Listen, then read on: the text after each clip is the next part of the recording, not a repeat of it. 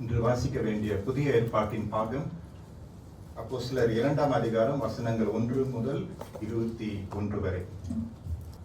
அப்போஸ்தலர் 2ஆம் அதிகாரம் வசனம் 1 21 வரை. பெந்தேகோஸ்தே என்னும் நாள் வந்தபோது அவர்கள் எல்லாரும் ஒரு மனப்பட்டு ஓரிடத்தில் வந்திருந்தார்கள். அப்பொழுது பலத்த காற்று அடிக்கிற முழக்கம் போல வானத்தில் இருந்து சடிதியாய் ஒரு முழக்கம் உண்டாகி அவர்கள் உட்கார்ந்திருந்த வீடு முழுவதையும் நிரப்பிற்று. அல்லாமலும் அக்னிமயமான நாவுகள் போல பிரிந்திருக்கும் நாவுகள் அவர்களுக்கு காணப்பட்டு அவர்கள் ஒவ்வொருவர் மேலும் வந்து அமர்ந்தது. அவர்கள் எல்லாரும் பரிசுத்த ஆவியினாலே நிரப்பப்பட்டு ஆவியானவர் தங்களுக்கு தந்தரில வரத்தின்படியே வெவ்வேறு பாஷைகளிலே பேசத் தொடங்கினார்கள். வானத்தின் கீழ் இருக்கிற சகல தேசத்தாரிலும் இருந்து வந்த தேவ பக்தியுள்ள யூதர்கள் அப்பொழுது எருசலேமிலே வாசம் பண்ணினார்கள். அந்த சத்தம் உண்டானது போது திரளான ஜனங்கள் கூடி வந்து தங்கள் தங்கள் பாஷையிலே அவர்கள் பேசுகிறதை அவர்கள் கேட்டபடினாலே கலக்கமடைந்தார்கள். எல்லாரும் பிரமித்து ஆச்சரியப்பட்டு ஒருவரை ஒருவர் பார்த்து, இதோ பேசுகிற இவர்கள் எல்லாரும் கலிலேயர்கள் அல்லவா? அப்படி இருக்க நம்மில் அவரவர்களுடைய ஜென்ம பாஷைகளிலே இவர்கள் பேச கேட்கிறோமே, இது எப்படி? பார்த்தராம், மேதரும், ஏலாமித்தாரும், மெசொப்பொத்தாமியா, யூதேயா, கப்பத்தோனிக்கா, பொந்து, ஆசியா, பிரிகியா, பம்பிலியா, எகிப்து என்னும் தேசத்தார்களும் சிரேனே பட்டணத்தை சுற்றி இருக்கிற லீபயாவின் திசைகளிலே குடியிருக்கிறவர்களும் இங்கே சஞ்சரிக்கிற ரோமா புரியரும் யூதரும் யூத மார்க்க தமைத்தவர்களும் கிரேத்தரும் அரபியாருமாகிய நாம் நம்முடைய பாஷைகளிலே இவர்கள் தேவனுடைய மகத்துவங்களை பேச கேட்கிறோமே என்றார்கள். எல்லாரும் பிரமித்து சந்தேகப்பட்டு இதென்னமாய் முடியுமோ என்று ஒருவரோடொருவர் சொல்லிக் கொண்டார்கள். மற்றவர்களோ இவர்கள் மதுபானத்தினால் நிறைந்திருக்கிறார்கள் என்று பரியாசம் பண்ணினார்கள். அப்பொழுது பேதுரு 11 கூட நின்று அவர்களை நோக்கி உரத்த சத்தமாய், யூதர்களே, எருசலேமில் வாசம் பண்ணுகிற ஜனங்களே, நீங்கள் எல்லாரும் அறிந்து கொள்வீர்களாக என் வார்த்தைகளுக்கு செவி கொடுங்கள். நீங்கள் நினைக்கிறபடி இவர்கள் வெறி கொண்டவர்கள் அல்ல. அப்பொழுது பொழுது விடிந்து 3ஆம் மணி வேளையாயிருக்கிறதே. தீர்க்க தரிசியாகிய யோவேலினால் உரைக்கப்பட்டபடியே இது நடந்தேறுகிறது. கடைசி நாட்களில் நான் மாம்சமான யாவர் மேலும் என் ஆவியை ஊற்றுவேன். அப்பொழுது உங்கள் குமாரரும் உங்கள் குமாரத்திகளும் தீர்க்க தரிசனம் சொல்லுவார்கள். உங்கள் வாலிபர் தரிசனங்களை அடைவார்கள். உங்கள் மூப்பர் சொப்பனங்களை காண்பார்கள். என்னுடைய ஊழியக்காரரும் மேலும் என்னுடைய ஊழியக்காரிகள் மேலும் அந்நாட்களில் என் ஆவியை ஊற்றுவேன். அப்பொழுது அவர்கள் தீர்க்க தரிசனம் சொல்லுவார்கள். அல்லாமலும் உயர வானத்திலே அற்புதங்களையும் தாழ பூமியிலே இரத்தம், அக்கினி, புகை, காடாகிய அதிசயங்களையும் காட்டுவேன். கர்த்தருடைய பெரிதும் பிரகாசமுமான நாள் வரும் என்னை சூரியன் இருமலமாகவும் சந்திரன் இரத்தமாகவும் மாறும்.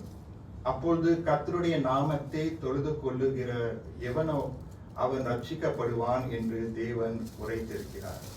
இது கர்த்தருடைய வசனம். Praise the Lord, brothers and sisters. கர்த்தர் நல்லவர்.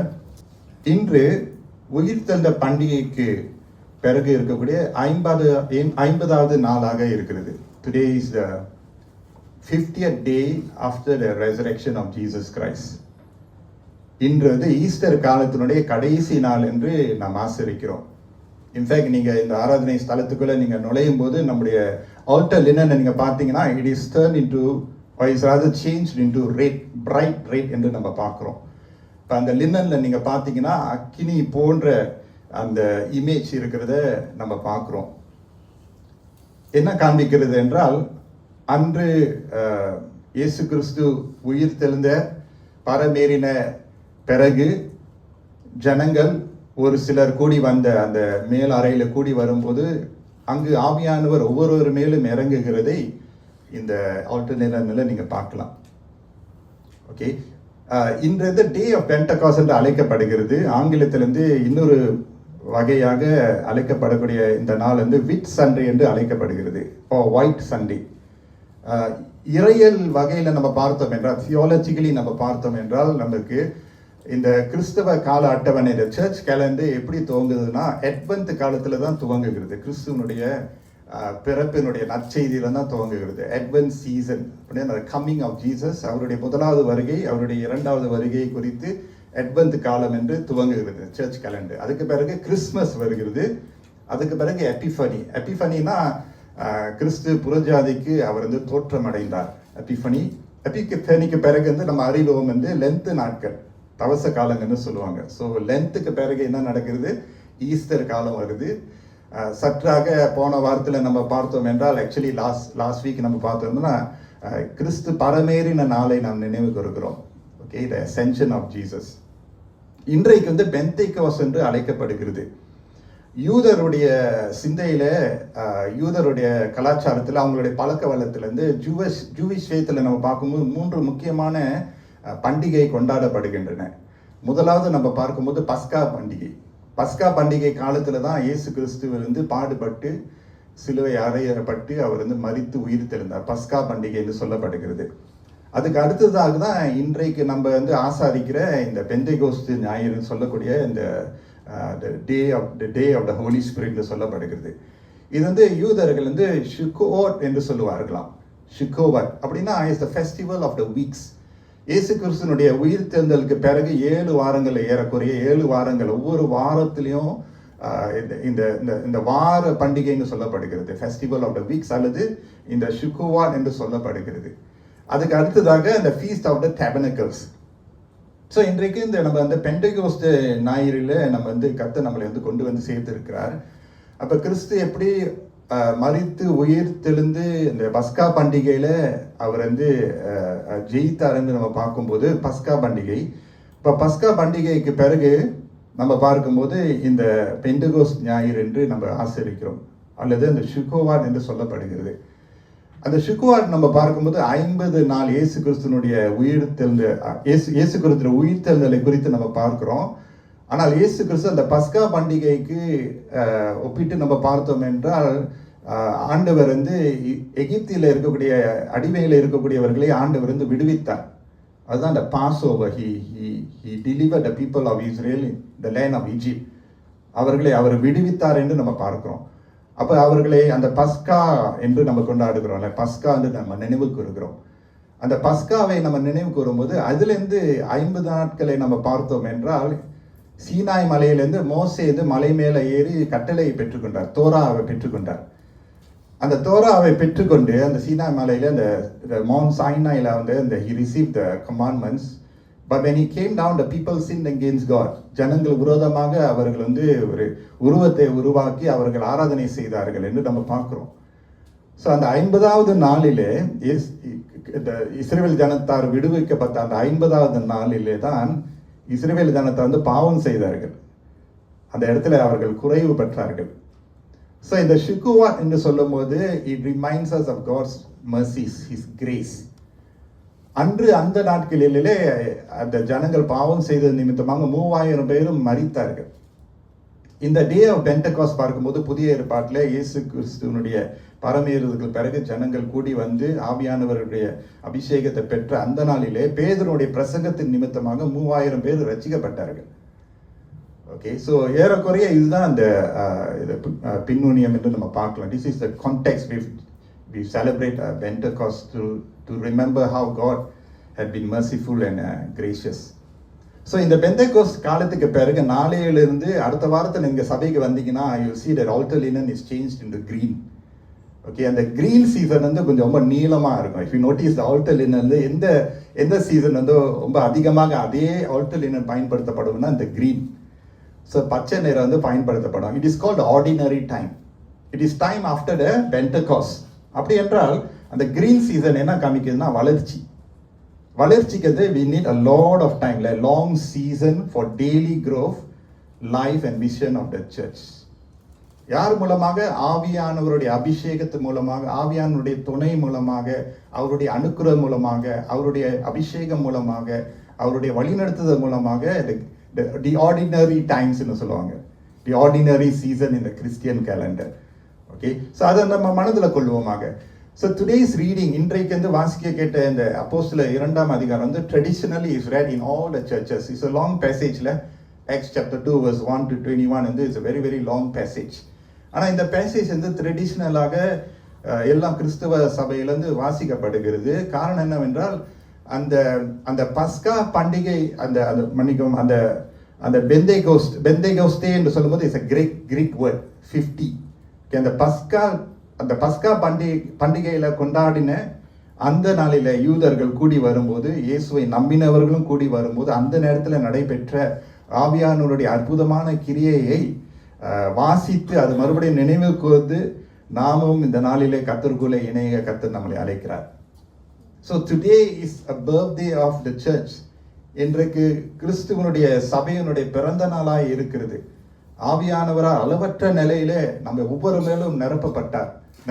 நிரப்பி நம்மளை நமக்குள்ள வாசம் செய்கிறார்.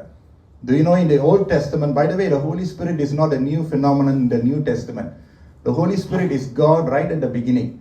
அவர் வந்து பெந்தேகோஸ்தே நாளிலே தான் அவர் தோற்றம், அதாவது அந்த நேரத்தில் தான் அவர் வந்தாருன்னு அறிமுகமாகவில்லை. அவர் ஆதியிலே இருக்கிறார். ஆதியிலே தேவன் வானத்தும் பூமியும் படைத்தார். அந்த ஜலத்தின் மேலே தேவ ஆவியானவர் உலாவிக் கொண்டிருந்தார்ல. ஜெனசிஸ் 1ல நம்ம பார்க்குறோம். The Spirit of God was hovering over the waters என்று ஜெனசிஸ் 1ல நம்ம பார்க்குறோம். ஸோ the Holy Spirit-உடைய அதிகமான கிரியையை புதிய ஏற்பாட்டில் நீங்களும் நானும் அனுபவிக்கிறோம். அது எவ்வளோ பெரிய ஒரு ஆசீர்வாதம். பழைய ஏற்பாட்டில் ஆண்டவர் ஆவியானவர் அவர் சிலரை தெரிந்து கொண்டு சிலர் மேலே அவருடைய ஆவியானவருடைய அபிஷேகத்தையும் வல்லமை அவர் ஊற்றினார். சிலர் மேலே, ஜெப்தா மேலே, சம்சன் மேலே, இது போன்ற சிலர் மேலே ஆண்டவர் ஆவியானவரை தனித்து அவர் நிரப்பி தங்களுடைய கிரியைகளை, தங்களுடைய காரியங்களை செய்து நிறைவேற்ற அவர் நிரப்பினார் என்று நம்ம பார்க்கிறோம். ஆனால் புதிய ஏற்பாட்டில் நீங்களும் நானும் ஆவியானவரால் நிரப்பப்பட்ட வாழ்க்கையை வாழ முடியும். ஏமேன்னு சொல்லுமா? In fact God is not outside of us, God resides in us. அதனால கொரிந்தியர்ல நம்ம வாசித்து பார்க்கும்போது, நீங்கள் தேவனுடைய ஆலயமாய் இருக்கிறீர்கள் என்று அறிவீர்களா என்று அவர் கேட்கிறார். Don't you realize that you are the temple of God? Friends, brothers and sisters, although we have a body, this body is not just like any other body that our friends have. This body is a temple. நம்முடைய ஆலயம், நம்முடைய சரீரம் ஒரு ஆலயம். இந்த ஆலயத்துக்குள்ள தேவாதி தேவன் அவர் வாசம் செய்கிறவராக இருக்கிறார். அதனால எங்களுக்குள்ள வாசம் செய்யும் ஆவியானவரை இந்நாளில் சித்தம் செய்து நிறைவேற்றும் ஐயா நம்ம பாடுறோம்ல. எங்களுக்குள்ள நமக்குள்ள வாசம் செய்கிற ஆவியானவர். So Pentecost season is such an important season. It also reminds us that without the Holy Spirit we cannot live a life pleasing to God. ஆவியானவர் நமக்கு துணையாக இருக்க நமக்கு அவர் கொடுக்கிறார். கர்த்தர் இந்த பூமியிலிருந்து விட்டு அவர் கடந்து போகும்போது அவர் என்ன தெரியுமா சொல்றாரு? If you look at Luke chapter 24, நீங்க பார்த்தீங்கன்னா, the Lord says he gives a reminder and encouragement for the disciples. அவர் என்ன சொல்றாரு? Luke chapter 24 verse 49 அவர் சொல்றாரு, I am going, நான் போகிறேன், to send you what my father has promised. பிதாவானவர் வாக்குத்தத்தம் செய்த பரிசை, அந்த ஈவை, அந்த ஆசீர்வாதத்தை உங்களிடத்துல நான் கொடுக்க போகிறேன். I am going. It is tragedy, it is painful, it is going to be grievous for you because you no longer will see me. You cannot touch me, you cannot hear me.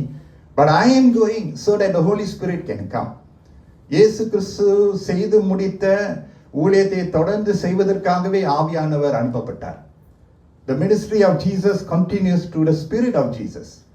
நமக்குள் வாசம் செய்கிறவர் ஒரு சாதாரணமான ஒரு ஆவி அல்ல, அவர் பரிசுத்த ஆவியானவர். இயேசு கிறிஸ்துவனுடைய ஆவியானவர். கிறிஸ்து நமக்குள் மகிமை நம்பிக்கையா இருக்கிறார். The spirit that is at work in us is the spirit of Jesus. It is he himself. ஆவியானவர் இயேசு கிறிஸ்துனுடைய ஆவியாகவே இருக்கிறார். அப்ப ஆண்டவர் சொல்றாரு, I am going to send you what my father has promised. When God promised something, he will deliver it. கர்த்தர் ஒரு வாக்குத்தத்தம் சொன்னார் என்றார், கொடுத்தார் என்றார், சொன்னதை செய்து முடிப்பார். எத்தனை பேர் நம்புறீங்க? ஆனால் அவர் என்ன சொல்றார்? I have promised, but stay in the city until you have been clothed with power from on high. நான் உங்களுக்கு வாக்கு கொடுக்கிறேன், but you need to stay, you need to remain, you need to wait, you need to tarry a bit longer. வாக்கு தத்தம் இருக்கு, ஆனால் நீ காத்திருக்கணும். Some of us are very quick, very rash to want to see God's will promises to be fulfilled. It doesn't happen that way. David did not become a king overnight. தாவீது ஒரு ராஜா ஓவர்நைட்டா வரல. மோசே உருவாக்கப்பட்ட சூழ்நிலை ரொம்ப கடுமையாக உருவாக்கப்பட்டார். Nothing is fast and quick in life. நம்ம வாழ்ற வாழ்க்கை பார்க்கும்போது எல்லாமே இன்ஸ்டன்டா இருக்கு. எல்லாம் இன்ஸ்டன்ட் இமெயில், இன்ஸ்டன்ட் தகவல், இன்ஸ்டன்ட் குவரிஸ்க்கு ஆன்சர்ஸ் வருது, instant everything is instant. The Bible doesn't teach instant. So you have to wait for God's promises to be fulfilled. காத்திருக்கிறவர்கள் பலன் அடைவார்கள். அப்ப காத்திருக்க கர்த்தர் வந்து போறதுனா வானத்துல எடுத்துக்கொள்ளப்படும் போது அவர் காத்திருக்க சொல்ல தேரி, so that I can clothe to you with power. ஆண்டவர் நம்மளை என்ன செய்யறது பார்க்கிறாரு தெரியுமா? அவர் நம்மளே அப்படியே க்ளோத் பண்ண பார்க்கிறார். நம்மளுக்கு ஒரு உடையை கொடுக்கிறார். He clothes us. And what does he clothe us with? He says, I will clothe you with power from on high. இந்த வல்லமை ஒரு ராஜா, ஒரு மந்திரி, ஒரு பெரிய ஒரு போலீஸ் அதிகாரி, நாடாளுமன்ற உறுப்பினர் இருக்கக்கூடிய ஒரு பெரிய ஒரு பதவியினுடைய வல்லமை அல்ல. இந்த வல்லமை எதற்கு தான் வழங்கப்பட்டிருக்கிறது? சாட்சிகளாக இருக்க வழங்கப்பட்டிருக்கிறது. Come with me to Acts chapter 1. Acts chapter 1க்கு நம்ம வரும்போது and verse 8 is a very அதிகமாக தெரிந்து கொள்ளப்பட்ட ஒரு வசனம் தான். என்னோடு சேர்ந்து வாசிக்கிறீங்களா? Can we read in English first? I have my Bible in English here. I'll read in English. Those with English Bible, read with me. Acts chapter 1 verse 8. But you will receive power when the Holy Spirit comes on you, and you will be my witnesses in Jerusalem and in all Judea and Samaria and to the ends of the earth. எனக்காக தமிழ்ல எல்லாரும் வாசிக்கிறீங்களா? அப்போஸ்தலர் 1:8 சேர்ந்து வாசிங்க.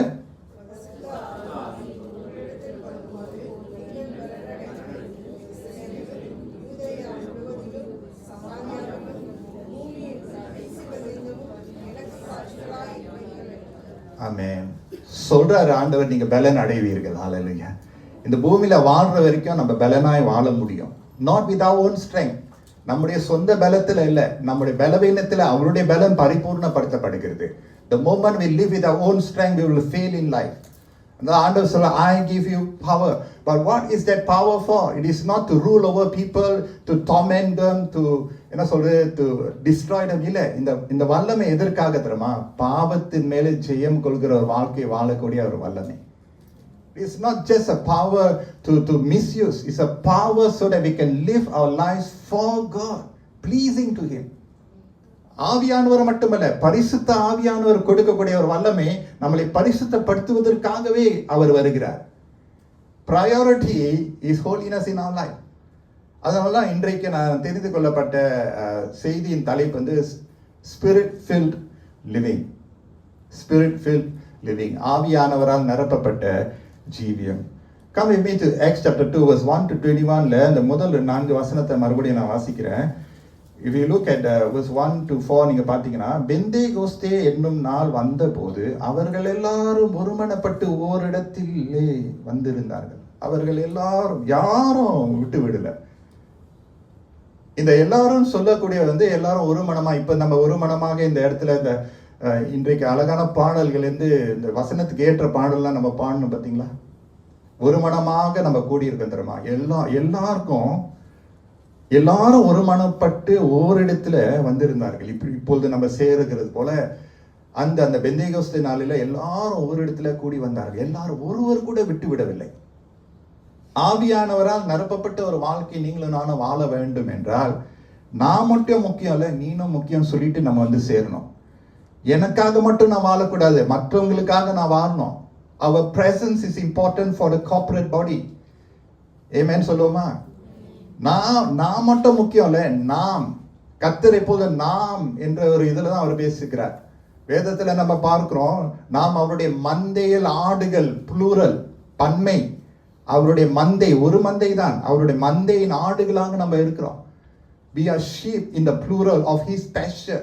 இந்த கூட்டத்துல, இந்த கூடாரத்துல, இந்த சபையில, இந்த பேழையில நம்ம எல்லாரும் ஒரு மனதாக இருக்க கர்த்தர் விருப்பப்படுகிறார்.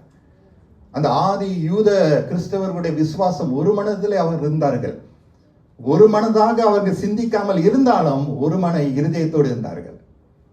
வெவ்வேறான நோக்கங்கள் அவங்களுக்கு இருந்தாலும், they may have different expectations, different understanding about life, about ministry, but yet they came together. That's very, very important. இதை நான் அதிக முறையாக நான் சொல்லி இருக்கிறேன். We may have differences of opinion, that is important, we should have, but that should never tear us apart. Should never tear us apart. Our difference of opinion must keep us together. அதுதான் கிறிஸ்தவத்தினுடைய அழகு. I can assure you, you can never agree with me 100%, neither can I agree with you 100%. Forget about it. ஆனால் நமக்கு வேறுபாடான கருத்துக்கள் இருந்த பொழுதிலும் நம்ம ஒரு மனதாக இருக்கிறோம். ஆமென் சொல்லுவோம்.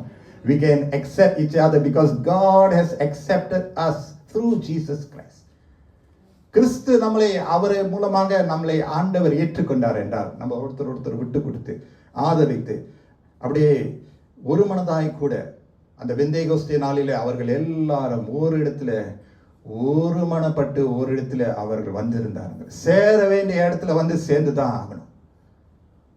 ஆமென் சொல்லுமா? சேர்ந்துட்டாங்க, என்ன இருந்தாலும் சேர்ந்துட்டாங்க, என்ன இருந்தாலும் சேர்ந்துட்டாங்க. Always. and you know what, this is not just once. இப்ப நம்ம வாசிக்கிறது ஒரு முறை, ஆனால் அவங்க சேர்கிறது ஒவ்வொரு காலத்திலும் அவங்க சேர்ந்து கொண்டே இருந்தாங்க. அந்த சேர்ந்து வர்றது அவங்க விட்டு விடவே இல்லை. This is not just one encounter, I believe. This is a practice that they have in the early church for them to gather always. அதனால்தான் எபிரேயர் புத்தகத்துல நம்ம பார்க்கிறோம், சபை கூடி வருகிறதுல சிலர் விட்டு விடுகிறது போல நீங்கள் விட்டு விடாதீங்க. Do not give up meeting together as some may do. சிலர் விட்டு விடுவாங்க, வாழ்க்கையுடைய சூழ்நிலைகள், அழுத்தங்கள், ஏமாற்றங்களும் சிலர் ஒருவேளை விட்டு விடாதீங்க. ஆனா நீங்களும் நானும் விட்டு விட்டுறக்கூடாது. Never give up in the coming together of the people of God, because it is there that God works his works. அவருடைய கிரியைகளை அவருடைய விசுவாச கூட்டத்தில் தான் அவர் செயல்படுகிறார். அவர்கள் கூடி வருகிற நிமித்தமாக என்ன நடக்குது? 2ஆம் வசனத்துல in verse 2, அப்பொழுது பலத்த காற்று அடிக்கிற முழக்கம் போல வானத்திலிருந்து சடிதியாய் ஒரு முழக்கம் உண்டாகி அவர்கள் உட்கார்ந்திருந்த வீடு முழுவதையும் நிரப்பிற்று. This is how God moves. Suddenly. You know why some of us have failed to walk in tandem with God? Because we are sporadic Christians. நினைச்சா வருவேன், நினைச்சா போவேன். Moody Christians. Feelings Christian cannot. Don't give way to your feelings. Give your faith priority. எனக்கு பிடிக்குதோ இல்லையோ ஆண்டோடைய சமூகத்தில் நான் வந்து சேரணும். எனக்கு மிகவும் விருப்பமான ஒரு போதகர், அவர் மரித்து போயிட்டார், ஏப்ரஹாம் சார்ல்ஸ். ஞாபகம் இருக்கா? 2015ஆம் ஆண்டுல இந்த சபையில் அந்த கூட்டத்தை நம்ம நடத்தினோம். John will not forget. He will not forget. இந்த கூட்டத்தை நடத்தும் போது எவ்வளோ சவால் இருந்துச்சு தெரியுமா? And in fact we organized this, இந்த கூட்டத்தை வந்து நம்ம இங்கிலீஷ் காங்கிரிகேஷன் வந்து ஆர்கனைஸ் பண்ணோம். அந்த கடைசி கூட்டம் வந்து இந்த இடத்துல தான் நடந்துச்சு, ஷாலோம் ஹால்ல. Until today it is the most filled place. அந்த கூட்டம் தான் எண்ணிக்கையிலன்னு பார்த்தா, I won't forget that. And that man passed away. He passed away very suddenly. It was so sad. But அவர் பிரசங்கத்தில் ஒரு பிரசங்கத்தை நான் கேட்கும்போது அவர் சொன்னாரு, அவருக்கு ஒரு பழக்கம் இருக்கு. ஒரு குறிப்பிட்ட நேரத்தில், உதாரணமாக ஒரு மேபி இந்த ஆஃப்டர்நூனாக இருந்தாலும் morning, I do not know what the time is, but every day he makes sure he sets aside time to kneel down before God. அப்படின்னா காலைல 10 மணினா 10 மணி ஒவ்வொரு நாளும் முட்டிக்கால் போட்டுருவாரு. அவருக்கு இது பசிக்குதா இல்லையா, அவர் உடல் நல்லா இருக்கிறதா இல்லையா, அவருடைய emotions are down or happy, whatever it is, he will just kneel down before God's presence. It's such a good habit. நம்மளுக்கு பிடிக்குதோ இல்லையா ஆண்டவரோட பிரசன்னத்தில் கூடி வரும். நமக்கு பிடிக்குதோ இல்லையா ஆண்டவருடைய பிள்ளைகளாக நம்ம கூடி வரதான் செய்யணும். ஏனென்றால் இங்க நம்ம பார்க்கும்போது திடீரென்று, சில நேரத்தில் திடீரென்று ஆசீர்வாதம் ஏன் நம்மளுடைய வாழ்க்கையில் வர மாட்டேது? நம்ம அங்க இல்லையே. இருந்தவங்களுக்கு கர்த்தர் ஆவியானவர் கிரியை செய்தார் இல்லையே, மிஸ் பண்ணிட்டோம், மிஸ் த மார்க் இல்லையா? அதனாலதான் அவருக்கு கூடி வரும்போது திடீரென்று என்ன நடக்கிறது? Suddenly work of God. Suddenly a sound, praise the Lord. Suddenly a sound like a blowing of a wind. Suddenly a sound. My first point today is that they heard. முதலாவது அங்க நடைபெறக்கூடிய அந்த பெந்தேகோஸ்தே நாளிலே நடைபெற காரியம் வந்து கர்த்தர் சத்தமிடுகிறார், ஆவியானவர் சத்தமிடுகிறார். My first point is that they heard. The early disciples heard. அவர்கள் முதலாவது பார்க்கவில்லை, முதலாவது கேட்டார்கள். ஆவியானவர் கேட்கிற அளவுக்கு அவர் கிரியை செய்வார். கேட்கிற அளவுக்கு நம்முடைய இருதயத்தை திறந்து கொடுக்க வேண்டும். வேதத்தில் நம்ம பார்க்கிறோம், Hear, O Israel, the Lord thy God is one God. It is a Shema, it's a belief that God, you are one God. ஏனென்றால் இஸ்ரவேல் ஜனத்தார் வளர்ந்த அந்த சூழ்நிலை வந்து இஸ்ரவேல் தேவன் ஒரே தேவன், ஆனால் சுற்றிலும் இருக்கிறவங்க வந்து அக்னி, அதாவது விக்கிரங்களை ஆராதிக்கிறவர்கள். இஸ்ரவேலின் தேவன் ஒரே தேவன், ஆனால் சுற்றிலும் இருக்கிறவங்க எல்லாம் விக்கிர ஆராதனை செய்கிறவங்க. அப்ப ஆண்டவர் எப்போதும் நினைவு கூறுவார், The Lord thy God is one God. And ஜனங்களாக சொன்னோம், The Lord thy God, our God is one God, one God. Hear, O Israel. கர்த்தருடைய குரலுக்கு செவி சாய்க்கிற பிள்ளைகளாக வாழ கர்த்தர் நம்மளை அழைக்கிறார். சாமுவேல் என்ன சொல்றாரு? Hear, O Lord, I am listening. அடியேன் கேட்கிறேன் தேவனே, அடியேன் கேட்கிறேன், பேசுங்க பேசுங்க. விருத்த சேதனம் அடைந்த இருதயம் பெற்றுக்கொள்ள கர்த்தர் விருப்பப்படுகிறார். Our ears in tune with the Holy Spirit's voice. அவருடைய மெல்லிய குரலை, மெல்லிய சத்தத்தை கேட்கிற அளவுக்கு ஆவியானவரால் நிரப்பப்பட்ட ஒரு ஜீவியத்தை நம்ம வாழ வேண்டும். Do you know there's so much of noise in this world? All of us know how much noise is. Not just noise of the enemy, noise of your own self, noise of the people. Building கட்டுறது noise கூட இருக்குல்ல, sound barrier கூட போடுறாங்க இல்ல. The requirements when you have a building, being erected, you building it, sound does distract us. எதை நம்ம கேட்கிறோம், எது நம்முடைய மனசை தொடுது, அது ரொம்ப முக்கியம். கேட்கறது உள்ளுக்கு போகும்போது நம்முடைய ஆவியை பாதிப்புக்குள்ள கொண்டு வரும். அதனாலதான் கேட்கறதுக்கு நம்ம கவனமாக இருக்கணும். அதனாலதான் பரியாசக்காரன் உட்கார இடத்துல நம்ம உட்காராமல், கர்த்தருடைய வேதத்துல இரவும் பகலும் தியானிக்கிற மனுஷனே பாக்கியவான். எதை நம்ம கேட்கிறோம்? காசிப் கேட்கிறோமா? ஸ்லெண்டர் கேட்கிறோமா? கட்டுக்கதைகளை கேட்கிறோமா? What are we listening? What are we listening? It affects our spiritual life. I say this, honestly I say this. I can safely say that I avoid, you will get to know me more when I say this. I avoid a lot of things in life. பட்டது போதும், பார்த்தது போதும். I avoid a lot of things in life. Also a lot of people in life, honestly speaking. Better. அவங்க பேசுகிற பேச்சு, கொடுக்குற advice, I cannot. நான் ஆவியானவரோடு நடக்க வேண்டும்னா என்னுடைய காதை நான் காத்துக்கொள்ளணும், என் இருதயத்தை நான் காத்துக்கொள்ளணும். இந்த இருதயம் தேவன் தங்கக்கூடிய ஒரு ஆலயமாக இருக்கிறதுனால என்னுடைய spirit must be in tune to hear what God has to say. தேவன் என்ன சொல்லுகிறார், மனுஷன் என்ன சொல்லுகிறான், பிசாசானவன் என்ன சொல்லுகிறான் என்று எப்போதும் அங்கே ஒரு கலவை இருக்கும், எப்போதும் ஒரு கலப்பு இருக்கும், எப்போதும் அங்கே ஒரு மிஸ்டர் இருக்கும். அதிலிருந்து தேவனுடைய சித்தம், அவர் சொல்லக்கூடிய விஷயம் எது என்று அறிந்து கொள்வதற்காக தான் இந்த ஸ்பிரிட் ஃபில் லிவிங், ஆவியானவரால் நடத்தப்படுகிற ஒரு instruction of the lord, the guidance of the Lord. Do you know God can guide us every step of our way? He wants to speak to our spirit. நம்முடைய ஆவியிலே ஆண்டவர் அந்த விதைகளை போட ஆசைப்படுகிறார். அதனால தான் ஆவியானவரை குறித்து நம்ம பார்த்தோம்னா he is a spirit of truth. சத்திய ஆவியானவர், சத்தியத்தை தான் அவர் பேசுவார். In him is no falsehood. ஆண்டவர் ஆவியானவராக இருக்கிறதுனால அவர் சத்தியத்தை தான் பேசுவார். சத்திய ஆவியானவர் நமக்குள் இருக்கிறவர், சத்திய ஆவியானவர். சத்தியத்தை தான் பேசணும், சரியானது தான் பேசணும், உண்மையை தான் பேசணும். ஸோ அந்த செவி சாய்க்கிறது பாருங்க, a sound like the blowing of a violent wind came from heaven and filled the whole house. அங்கு இருக்கிறவர்களே ஆண்டவர் ஆவியானவர் இந்த சத்தத்தினாலே, ஹல்லேலூயா, தேவனுடைய சத்தம் கேதுரு மரம் போல இருக்குன்னு சொல்லுவாங்க வசனத்துல. அதே போல தேவனுடைய சத்தம் ஒரு மெல்லிய குரல், still small voice. Every Christian needs to hear the still small voice. அவருடைய இன்ஸ்ட்ரக்ஷன், அவருடைய வார்னிங், அவருடைய டிசிப்ளின், அவருடைய கரெக்ஷன், அவருடைய redirection, the still small voice needs to guide us. நம்முடைய priority in listening is to listening to God in the right way. Hear God well so that you can live well. Amen.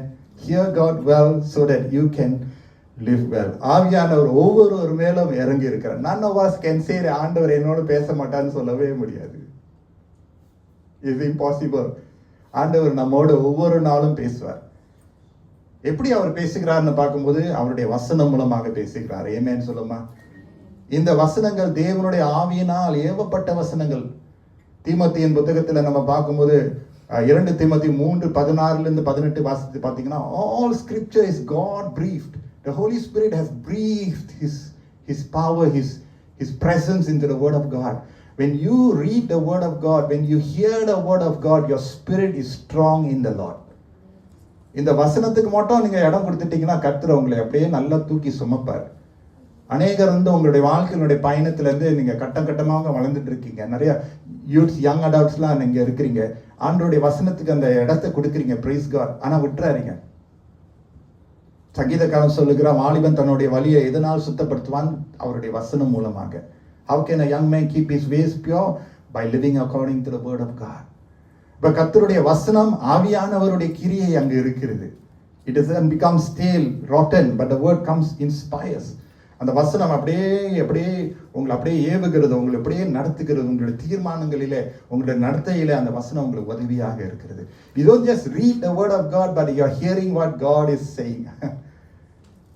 உங்களுடைய இருதயம் விருத்த சேதனம் அடைந்ததுனால அந்த வசனம் வெறும் எழுத்து இங்காக இருக்காதபடி அது ஜீவனுள்ள வார்த்தை. The words that I speak are live unto you. ஜீவன் கொண்டு வருகிற வசனம். எத்தனை பேர் ரொம்ப வாந்தியா அந்த வசனத்தெல்லாம் கேட்டுக்கிட்டு இருக்கீங்க? I pray that after Pentecost, from Monday onwards, you will continue to hear the words of the Lord. Hear his still small voice. Don't give up on hearing God's direction in your life. Don't give up on God's truth in your life. அந்த வசனம், அந்த வார்த்தை, அந்த குரல் தான் உங்களை கரை சேர்க்க நிச்சயமாக நான் சொல்ல முடியும். So the first point is they heard. ஆதி விசுவாசிகள் அவர்கள் கேட்டார்கள். இரண்டாவது நம்ம பார்க்கும்போது அந்த வசனத்திலே இருக்கிறது. 3ஆம் வசனத்தில் பார்த்தோம்னா Acts chapter 2:3, அல்லாமலும் அக்கினிமயமான நாவுகள் போல பிரிந்திருக்கும் நாவுகள் அவர்களுக்கு காணப்பட்டு, அண்டர்லைன் பண்ணீங்க, காணப்பட்டு, they begin to see, அவர்களுக்கு காணப்பட்டு அவர்கள் ஒவ்வொரு மேலும் அவர் அமர்ந்தது, அது அமர்ந்தது. You see, they saw, underline, they saw what seemed to be tongues of fire that separated and came to rest on each of them. They saw. First of all, they heard a sound. And they do not know what is it, because the sound can only be heard. ஆனா இரண்டாவது அவர்கள் பார்த்தார்கள். Praise the Lord. Hallelujah. They saw. அவர்கள் பார்த்தார்கள். ஆவியானவரால் நிரப்பப்பட்ட ஒரு வாழ்க்கை எப்படி தரும் தெரியுமா? கர்த்தர் பார்க்க வைப்பார். தாகத்தோடு இருக்கிறவங்களுக்கு கர்த்தர் கண்களை திறந்து கொடுப்பார். ஆண்டவருடைய அற்புதங்களை, ஆண்டவருடைய அதிசயங்களை, ஆண்டவருடைய கிரியைகளை காணத்தக்கதாக இந்த கண்கள் வெறும் நேச்சுரல் ஐஸா இருக்கக்கூடாது. நீங்க பார்க்கும்போது நீங்களும் நானும் ஐஸ் ஆட என்ன சொல்றது, ஐஸ் ஆட என்ட்ரி பாயிண்ட்னு சொல்லுவாங்கல்ல. நீங்க பார்க்கறது ரொம்ப முக்கியம், கேட்கறது முக்கியம். நான் சொன்னேன், எதை பார்க்குறீங்க, எப்படி பார்க்குறீங்கன்னு முக்கியம். அதனால பெர்செப்ஷன், எப்படி நம்ம பெர்செப்ஷன், ஐஸ் ஹவ் இஸ் பெர்சீவிங், மற்றவர்களை எப்படி நம்ம பார்க்குறோம், சூழ்நிலையில எப்படி நம்ம பார்க்குறோம், நம்ம எப்படி பார்க்குறோம், அந்த perception, the eyes are so important. இவர்கள் எல்லாரும் ஜெபத்திலே இருந்ததுனால, ஆவியிலே அவர் ஒரு மனத்தோடு இருந்ததுனால அவங்க கண்ட விதம் ஆவியினாலே கண்டார்கள். They were able to see. மாறாக என்னத்தமா நடக்கிறது, இவர்கள் கண்டது ஆவியானவருடைய the tongues of fire that were resting, they were literally seeing. In fact, this picture சாம் தான் அவர் போட்டார், சாம் ஜேசிங் அவர் போட்டார். ஃபர்ஸ்ட் அந்த படம் அந்த மெல்லிய அந்த டர்ஃப் போல ஆவியானவருடைய அது பார்த்தீங்கன்னா அந்த repels of the Spirit of God ன்னு சொல்லிட்டு he told me the explanation for it. Thank you, Sam. நீங்க பார்க்கும்போது கண்கள் பார்க்குற அளவுக்கு கர்த்தர் கிரியை செய்வார். God has given us a physical eyes, but more than the physical eyes, we need to look beyond the physical, look at the spiritual. மாம்ச கண்களினாலே நம்ம பார்த்தோம்னா செதறி போயிடும். இந்த மாம்சம் பொல்லாதது, இந்த மாம்ச கண்ணு பொல்லாதது. இந்த ஆயுஸ் மூலமாக we can get greedy, we can get jealous. Am I right? அத பார்வை எவ்வளவு முக்கியம் பார்த்தீங்களா? ஆனா இவர்கள் எப்படி நம்ம பார்க்கறாங்க? ஆவிக்குரிய ரீதியில அவர்கள் பார்க்கிறார்கள். They are seeing the spirit and they are seeing the tongues of fire resting upon each person. It is a spiritual experience that you and I cannot fathom. The Pentecost experience is a Pentecost Pendominium. Many years back, I preached this sermon topic, Pentecost Pendominium. We cannot fully explain what happened on that day. But it happened. அக்னி நகமான போன ஆவிகள் நாவினாலே ஒவ்வொருவரும் ஆவியானவர் ஒவ்வொருவர் மேலும் அவர் காணப்பட்டதை இவர்கள் அங்கு மேல் அறையிலே இவர்கள் பார்க்கிறார்கள். God can cause us to see how and what he is doing. He will cause us to see. பார்க்க வைப்பார். பார்க்கிற அளவுக்கு நம்ம ஆவியினால நிரப்பப்பட்ட ஒரு வாழ்க்கை வாழ கர்த்தர் விருப்பப்படுகிறார். இவர்கள் எல்லாம் ஒரு அனுபவம் கூட வந்துட்டு இருக்காங்க. ஆனா இன்னொரு பக்கத்துல வேறு சிலர் இருந்தாங்க தெரியுமா? These are the people who are spiritual, who are hungry for Jesus, who want to live for him. தாகத்தோட வாஞ்சையோட ரொம்ப ஃபோக்கஸா இருக்காங்க தெரியுமா? ஆனா இன்னொரு பக்கத்துல இன்னொரு கூட்டம் இருந்துச்சு தெரியுமா? If you look at verse 4, I will just read verse 4. அவர்கள் எல்லாரும் பரிசுத்த ஆவியினாலே நிரப்பப்பட்டுன்னு சொல்லுறதுல all of them were filled with the Holy Spirit. But look at verse 13. Verse 13, can someone தமிழ்ல யாராவது வாசிங்களா? verse 13. மற்றவர்களோ இவர்கள் மதுபானத்தினால் நிறைந்திருக்கிறார்கள் என்று பரியாசம் பண்ணினார்கள். Verse 4, all of them, meaning the ones who gathered together with like-mindedness for Jesus, wanting to follow the kingdom values and principles, அவங்க எல்லாம் ஒரு மனதோடு இருந்தாங்க. ஆனா verse 13 பாத்தீங்களா? மற்றவர்களோ பரியாசம் பண்ணினார்கள். Although there may be some of us, or majority even of us who are hungry for God, there will always be மற்றவர்களோ. Some have, however, made fun. The Bible says, some, however, made fun of them and said they have had too much wine. மற்றவர்களோ என்ற ஒரு கூட்டத்தில் சிலர் இருப்பாங்க, குதூஷம் பண்ணுவாங்க. You see your experience with God? Look at you. You're singing, you're reading the Bible, praying in tongues. You're fired up for God. Look at you. You're something wrong with you. பரியாசம் பண்ற ஒரு கூட்டம் நிச்சயமாக இருக்கத்தான் செய்யும். ஆனால் நல்லா கேட்டுங்க, அந்த பரியாசம் செய்யற கூட்டத்தில் நீங்க இருந்துடக்கூடாது. அந்த கூட்டத்துல தான் இருக்கணும். நீங்க அந்த பக்கத்துல போயிடவே கூடாது. பரிசுத்தமா இருக்கிறவன் பரிசுத்தமா இருக்கட்டும், பாவம் செய்யறவன் செஞ்சுக்கிட்டே இருக்கட்டும். பரியாசம் பண்றவங்க பண்ணிட்டு தான் இருப்பவன். நம்ம ஒரு பரிசுத்தமான ஒரு கூட்டத்துல ஆண்டவருடைய ஆவிக்குரிய ரீதியில நம்ம இருக்கணும் ஆசைப்படுறோமா? அதிலே இருங்க, அந்த கேம்ப்லயே இருங்க. கேம்ப் மாறிடாதீங்க. மற்றவங்களை உங்க கூட்டிட்டு போனாங்கன்னா ஜாக்கிரதையா இருந்துட்டு, sorry, that is not my camp. I am not in the camp of making fun of what God is doing. நான் அந்த கூட்டத்தில் இருக்க மாட்டேன்னு சொல்லிட்டு இந்த பக்கத்துல வர கர்த்தர் அழைக்கிறார். அப்படிப்பட்ட பார்வை இருக்கிறவங்களுக்கு தான் அந்த டிசைன் பண்ண தெரியும். இவங்க பரியாசம் பண்றாங்களா, ஆண்டவருடைய கிரியைகளை கண்டு ஆச்சரியப்படுறாங்களா, சந்தோஷப்படுறாங்களா? அந்த பரியாச கூட்டத்தை நம்ம ஆண்டவர் கூட சந்தித்தார் பார்த்தீங்களா? அந்த ஓய்வு நாளை ஆண்டவர் சுகப்படுத்துவார். அந்த பரிசேயர்கள் இருப்பாங்க தெரியுமா? இப்போ பாருங்க, ஓய்வு நாள் போய் இப்படிலாம் செய்யறாரு. இப்படி குற்றச்சாட்டுற கூட்டம் எப்பொழுதும் இருக்கும், எப்பொழுதும் இருக்கும், எப்பொழுதும் இருக்கும். They will always be that. Jesus had that trouble from the day one.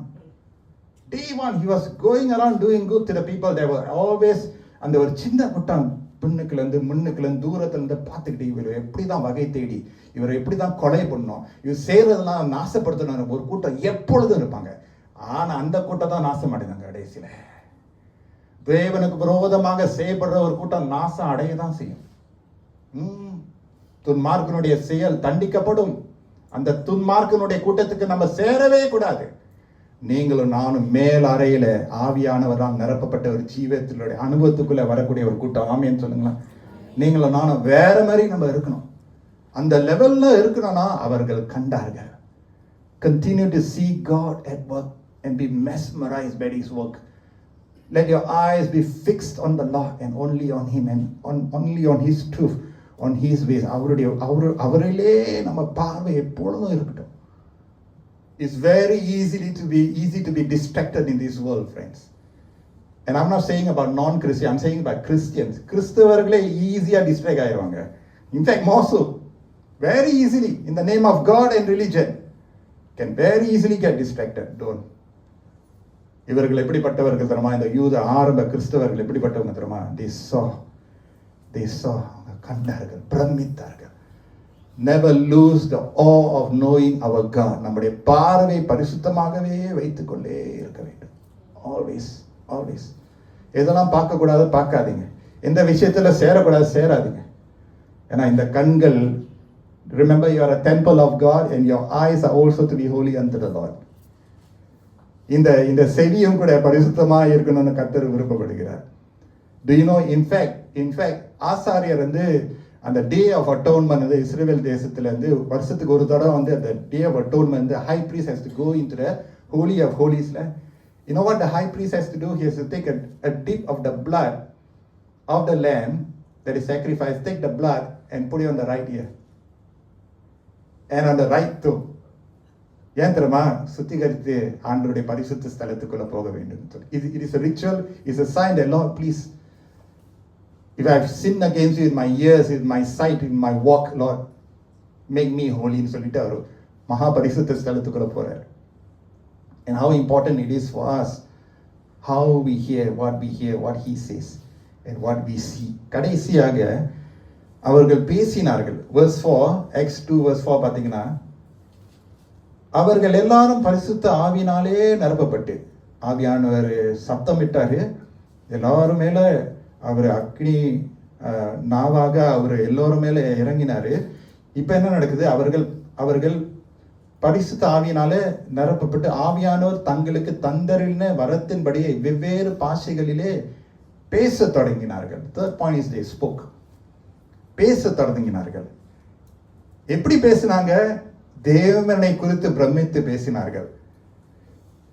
தேவனை குறித்து பிரமித்து பேசினார்கள். You see in verse 11, like you can see that, Acts chapter 2 verse 11, the later part, we hear them declaring the wonders of God in our own tongues. Now there's another topic about அந்நிய பாஷை, அந்த தெரிந்த பாஷை, அது இன்னொரு topic, அது இன்னைக்கு நம்ம பேச கஷ்டம். ஆனா பேசிக்கலி ஆவியானவர் நம்மேல் அவர் நிரப்பப்பட்ட ஒரு நிலைமையில நம்ம இருந்தோம் வேண்டாம், நம்ம பேசுற வார்த்தையே மாறிடும். எத்தனை பேர் நம்புறீங்க? ஏசாயா 6ஆம் அதிகாரத்துல நம்ம பார்க்கும்போது, ஏசாயா தேவனுடைய பிரசன்னத்தை உணர்ந்தவுடன் அவன் சொல்றான், ஐயோ அசுத்த உதடு உள்ளவன் அகமானேன். முதலாவது அந்த கோல் எடுத்து, ஆண்டவரே என்னை சுத்திகரிங்க, இந்த வாய் பொல்லாதது, இந்த வாய்க்குள்ள இருக்கக்கூடிய நாவு பொல்லாதது, இந்த நாக்கு பொல்லாதது, அதனால்தான் ஒருவனும் இந்த நாவை அடக்க முடியாத வேதம் சொல்லுது. No one can tame the tongue. It is so dangerous. But what happens at the day of Pentecost? Their tongue was touched and they spoke the goodness of God. அவர் பேசுறதெல்லாம் ஆண்டவருக்கு மகிமையாக, கனமாக, புகழாக. கெட்ட பேச்சு, கெட்ட காரியங்கள் வாயிலிருந்து வரவே வராது. ஆவியானவரால் நிரப்பப்பட்ட ஒரு ஜீவ வாழ வேண்டும் என்றால் அந்த நாவு தொடப்பட வேண்டும். நான் பேசினேன்னா ஒண்ணு சத்தியத்தை தான் நான் பேசுவேன், இல்லாட்டி நான் பேச மாட்டேன். 4 பேருக்கு நல்லதை பேசினா நான் பேசுறேன், இல்லாட்டி நான் அமைதியா இருந்துடுறேன். இந்த நாவு கர்த்தருடைய துதியை தான் ஏறெடுக்க வேண்டும்.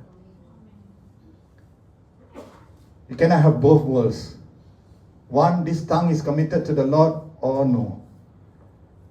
அவங்களுடைய நாவு கர்த்தரால் தொடப்பட்டதுனால மற்றவர்கள் அது கண்டு ஆச்சரியப்பட்டார்கள். ஒரு சிலர் ஸ்டில் தூஷணம் பண்ணினார்கள், ஆனால் அவர்கள் தேவனுடைய மகத்துவத்தை அவர்கள் பேசினார்கள். In fact, remember the role of the Holy Spirit is also that we will be witnesses. அப்படின்னா நம்முடைய நாவு அவருடைய குறித்த சாட்சிகளை சொல்ல துணிச்சலா இருக்கும். ஆண்டவர் உங்களையும் என்னையும் இந்த பெந்தெகோஸ்தே ஞாயிறிலும் கூட நமக்கு உள்ளுக்குள்ள நம்ம பார்க்காதபடியே நான் பேசுறதுதான் ஆண்டவருக்கு மகிமை கொண்டு வர வேண்டும். நான் காஃபி ஷாப்பு போனேன்னா மற்றவங்கிட்ட பேசும்போது ஆண்டவரை எப்படியாவது நான் நுழைந்து வச்சிருவேன். I will bring in the Lord. என் நண்பரை பார்க்குறேன், I will talk about Jesus. பேசுறதுலாம் அவருக்கு பிரியமான வார்த்தைகள். அதனாலதான் 14ஆம் வசனத்தை பார்க்கும்போது பேதுரு பாருங்க, பேதுரு எழும்புகிறார், 11 பேரோடு அவர் எழும்புகிறார், பிரசங்கத்தை கொடுக்கிறார் பாருங்க. ஆச்சரியமான பேதுருடைய பிரசங்கம், நீளமான ஒரு பிரசங்கம். அந்த பிரசங்கத்துல வேதம் என்னத்தமா சொல்லுது? கேட்டவர்கள்லாம் இருதயத்துல they were cut to the heart வசனம் சொல்லுது. அவர்கள் இருதயத்தில் கிழிக்கப்பட்டார்கள். God used Peter to preach the word of God.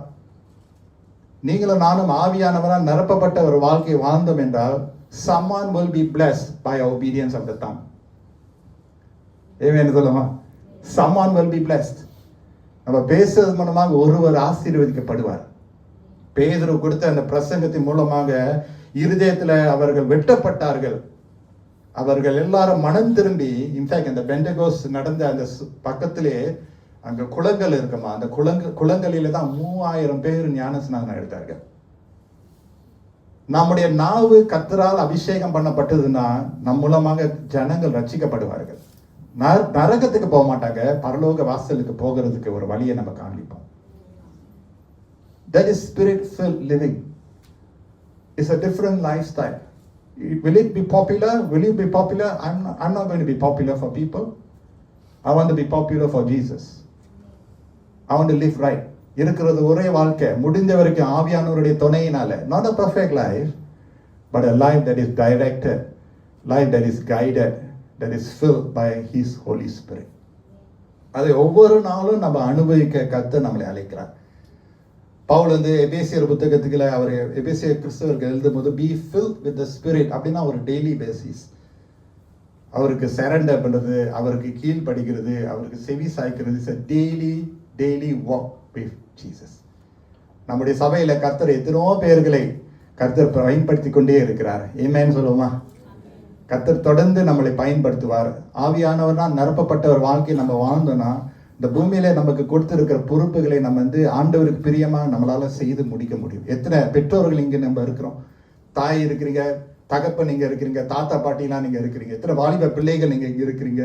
நம்ம எல்லாருக்கும் வாழ்க்கையினுடைய நிறைய பொறுப்பு இருக்கு. அந்த பொறுப்பு நான் ஆண்டவருக்கு பிரியமாய் செய்து முடிக்க வேண்டும் என்றால் a spirit-filled living. Lord, I want to keep my rapport, my relationship with you, Lord. ஆவியானவரே, நீங்க எனக்கு துணையாக வாங்க, நீங்க எனக்கு பலனாக வாங்கன்னு சொல்லும்போது ஆண்டவர் நிச்சயமாக ஆவியானவர் நம்மோடு இருந்து நம்மளை நடத்துவார். நமக்குள் இருக்கிறவர் பெரியவர். இந்த உலகத்தில் இருக்கிறவனை விட யோவான் 4:4 இந்த உலகத்தில் இருக்கிறவனை விட நமக்குள் இருக்கிறவர் பெரியவர். அந்த பெரியவர் நம்ம கீழே இறக்கிடக்கூடாது, பெருசாவே வச்சுக்கணும். ஆவியானவர் நீர் பெரியவர், நீர் சிறந்தவர், நீர் மகத்துவர். இந்த இந்த இந்த இந்த இந்த இந்த கூடாரத்தை, இந்த ஆலயத்தை நான் தூஷணம் பண்ணிடக்கூடாது. ஆண்டவரே எனக்கு உதவி செய்யுங்க அப்பா, என் நடத்தையிலும் என் தீர்மானத்திலும் என்னுடைய உறவிலும் அப்பா நீங்க பரிசுத்தப்படுத்துங்கன்னு சொல்லிட்டு அப்படியே நம்ம இருக்கும்போது பொறுமையோடு இருக்கணும். ஆமென். பொறுமையோடு, பதறனா சதுரம், பொறுமையோடு வாழ்க்கையை ஓட்டுவோம். ரைட். மேடு வரமா, நிச்சயமா வரும். பள்ளத்தாக்கு வரமா, வரும். ஆனா ஆண்டவர் எல்லாவற்றையும் சமபூமி ஆக்குவார். அவருடைய நேரத்தில் ஆண்டவர் சரியை படுத்துவார். பொறுமையோடு வாழும்போது அடைய வேண்டிய இலக்கை அடைந்து முடிக்க கர்த்தர் நமக்கு உதவியா இருப்பார். Today is Pentecost, friends. The Spirit is for us. It is for me. It is for you. For those who love Jesus Christ, the Spirit of Jesus is with us. ஜெபம் பண்ணுவோமாக. Let's look to the Lord. பரிசுத்த ஆவியானவரே, நீர் என்னை நிரப்பி இந்த ஜீவியத்தை நான் வாழ எனக்கு உதவி செய்யும் சொல்றவங்க உங்களுடைய வலது கரத்தை எடுத்து உங்களுடைய இருதயத்துக்கு மேலே வைத்து நான் ஜெபிக்கும் போது நீங்களும் உங்களுடைய மனசுல ஜெபித்துக் கொள்ளுங்க. அப்பா, இந்த நேரத்துக்காக நன்றி. பெந்தேகோஸ்தே ஞாயிற்றிலே நாங்கள் இயேசு கிறிஸ்து நீர் எங்களுக்காக பிதாவானவரோடு கொடுத்த பரிசுத்த ஆவியானவருடைய நல்ல ஈவுக்காக நாங்கள் நன்றி செலுத்துகிறோம். இதோ அப்பா, இந்த நேரத்திலும் கூட நீரே எங்களுடைய இருதயத்தினுடைய செவிகளையும், நீரே எங்களுடைய கண்களையும், நீரே எங்களுடைய நாவுகளை அபிஷேகம் பண்ணுமாறு நாங்கள் ஜெபிக்கிறோம். இந்த வாரம் முழுதும் உடைய வார்த்தை நல்ல நிலத்தில் விழுந்து அதனுடைய பல நல்ல கனிகளை நாங்கள் பெற்றுக்கொள்ளத்தக்கதாக நீர் எங்களுக்கு உதவி செய்யுங்க. ஆவியானவரை நான் துக்கப்படுத்தாதபடி வாழ எங்களுக்கு உதவி செய்யுங்க அப்பா. இயேசுவின் மூலம் ஜெபிக்கிறோம் நல்ல பிதாவே. ஆமென்.